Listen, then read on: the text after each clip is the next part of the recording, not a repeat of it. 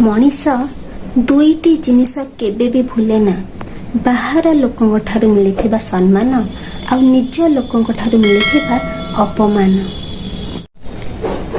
जहार मूल्य आज तुम पाखरे किछि भी नहीं, काली हुए तो तार अत्यंत आवश्यक तुमको पड़ी पारे। समय किछि भी करि पारे। जेमिति नख बढ़ी गले नख को काटती किंतु आंगुठी नुहे, ठीक सेहीपरि जदि संपर्क भितर किछि समस्या आसुची तो समस्या को समाधान करंतु, संपर्क को काटंतु नहीं। ए जीवन बहुत किछि सिखाए, केबे हसाए तो केबे कंदाए।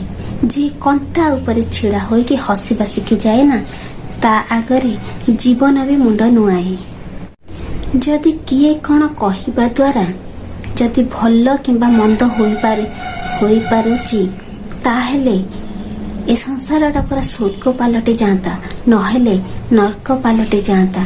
तेणु काहा कथा को ध्यान न दे कोउटा भल कोउटा मंद विचार करी काम करी चलंतु, मंगल हेबो। सर्वदा निजे निजको कौनसी काम रे व्यस्त रखंतु, कारण व्यस्तता ही मनुष्य को दुखी हेबाकू देई न थाए।